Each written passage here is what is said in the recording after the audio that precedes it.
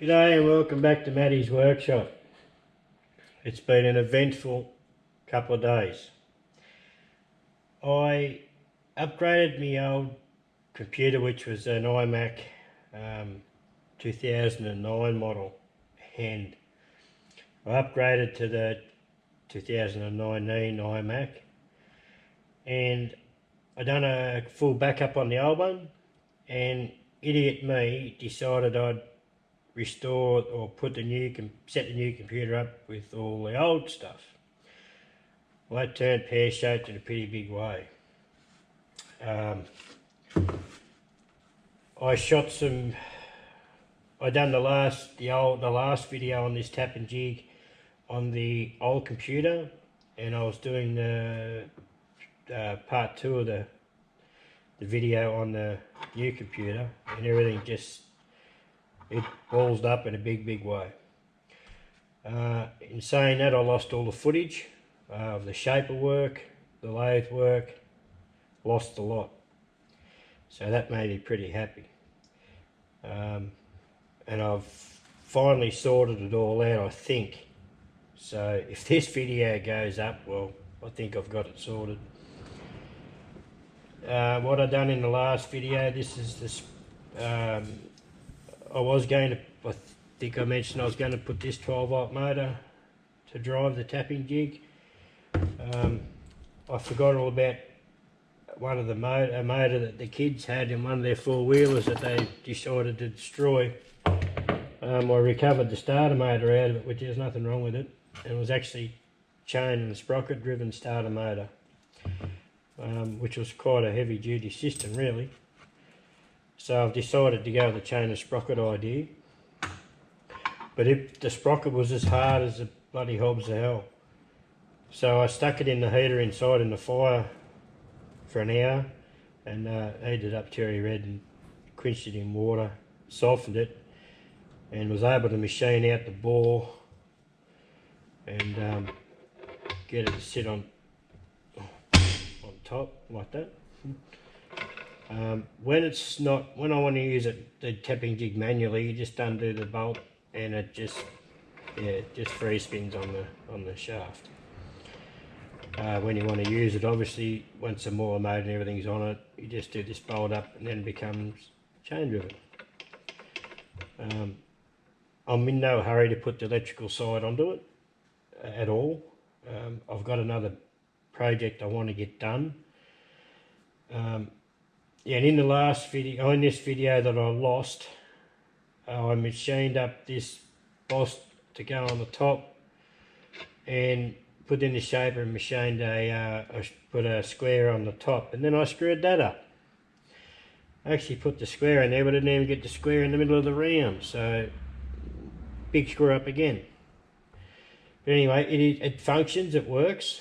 I did have all this on footage. I actually tapped a half 13 hole.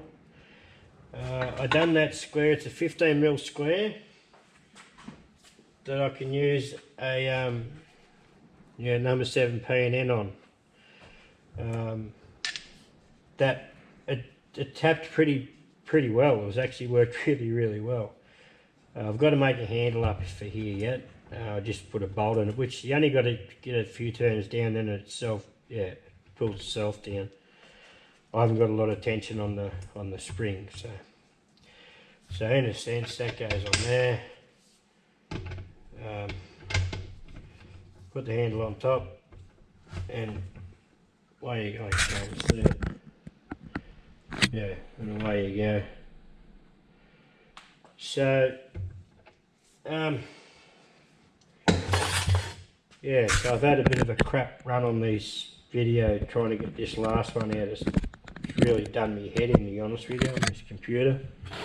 I'm not much good on computers, and it's definitely tested the patience, I can assure you. But it's still sitting on the shelf on the computer table. It hasn't been thrown out the door yet.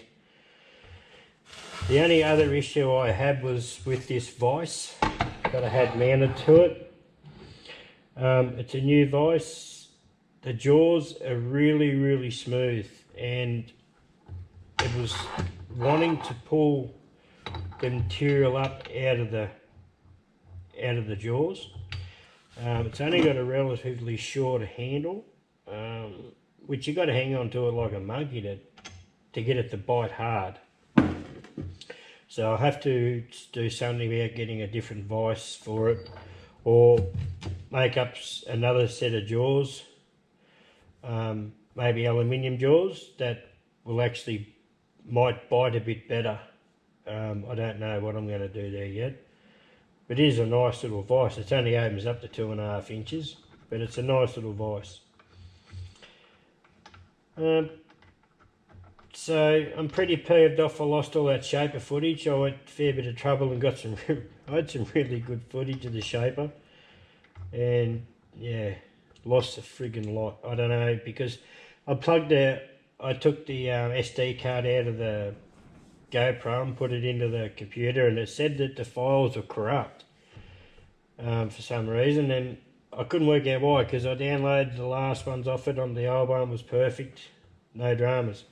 What I think it was is when I went to the new computer, and with the extra footage, and I downloaded all the old footage as well they had on the GoPro, it was too much, and there was just nowhere for it to go on the computer, and the computer was chock-a-block. Like, there's 40,506 photos or something on the computer. So I do like to take a few photos, and I keep every one of them, which is probably my mistake. It's a terabyte hard drive, and yeah, I managed to fill the whole lot, chock-a-block, which is probably not all that hard, but anyway, I did it, and it bit me in the arse. So all in all, what it all boils down to, I've got it all up and running again. The tapping jig works. It does work. Just needs a little bit of refining, but as it is at the moment, I can use it. I am going to try and source another chuck. Something that has a little bit more bite in the jaws. And that's about the only thing, that's about the only really important thing I have to do. But to hold a small tap, it'll be fine. But when I start getting into the 1/2 inch tap, you've got to sort of really tighten down hard on it to keep it tight. Which I know I'm going down and onto a hardened surface on the tap, but it'll work.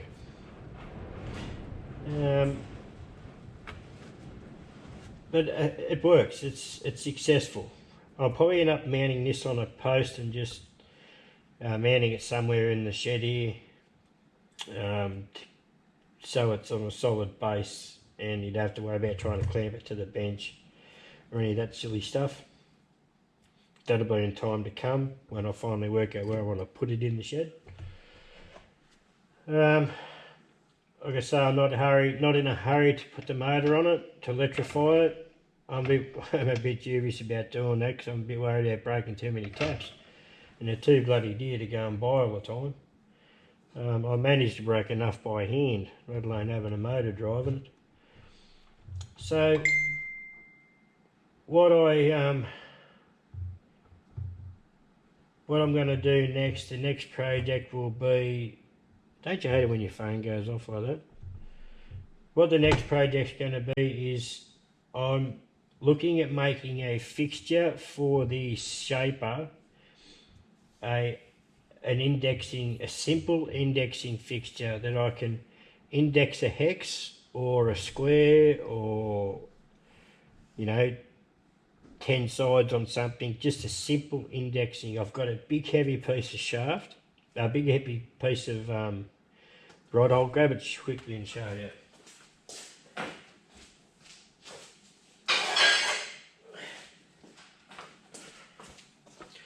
Okay, this is what I got.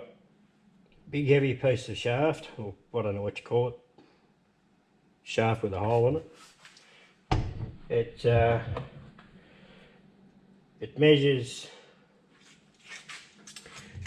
out at 2.5 inches on the OD, and it's not a round hole, it's a funny shaped hole in the guts of about 1.25 inches. What my plan is is I've got some wheel bearings, some inner wheel bearings. Is to mount a cone. I've just got to work out the actual length I want is to mount a cone in each end with a shaft, and to be able to preload the bearings. You know, when you do the snuff on the end of the shaft, to preload the bearings a bit, and that'll take it any play. And somehow, I don't know whether to get a tiny little, like a 3-jaw or a 4-jaw chuck off a little lathe or something, I don't know yet. That's the biggest part I'm having trouble is working out how I'm going to make a fixture to hold stuff on the end to go into the shaper without making it too bloody long and too big. So if anyone's got any ideas, please chuck them in the comments. But that'll be the next project. So I've just got a little bit more nutting out to do, and then I'll be into it, which hopefully won't be that long. Let the brain settle down after this computer crap first, I think, for a day or so. It's just, that's drove me nuts, which it probably drives everyone nuts when it comes to computers.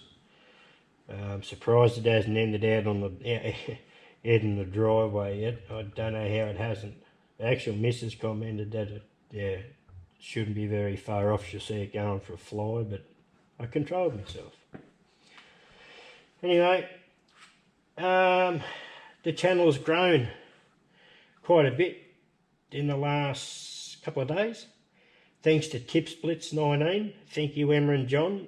It's done my channel a huge favour. It's done me a huge favour, and I've learnt so much in the last few days. I've been watching a lot of videos, and there's some awesome tips out there, you know, and thank you everyone for going to the trouble and put them up. It's been great. Like, mine was pretty lame and tame, but hopefully someone got a bit out of it. I've got a lot out of a lot of the videos that were up there. Yeah, absolutely brilliant. So thank you. I'm up to 112 subs now, I believe, which has absolutely blown my mind. I got excited when I got 2, let alone 112. So I've got some stickers here. If you want a sticker, my postal address is in the description below. If you want one, send me an address, a postal address, with one of your stickers in it. If you haven't got any stickers to send over to me, and you want one of mine, I'll put my email address in there as well, and you can just send me an email with your address, and I will send some through to you. No trouble at all. Anyway, thank you very much, everyone. Much appreciated. I'm sorry about all the footage I lost that I can't show it to you. I'm more pissed off than anyone about it, I can tell you. Anyway, that's life. We'll get over it, build another bridge, and yeah, steam over that one. Anyway, guys, thank you very much. And if you see this video, you probably work out I've finally solved the problem with the computer. Alright guys, see you later. See you on the next project when we start hacking into this. Alright.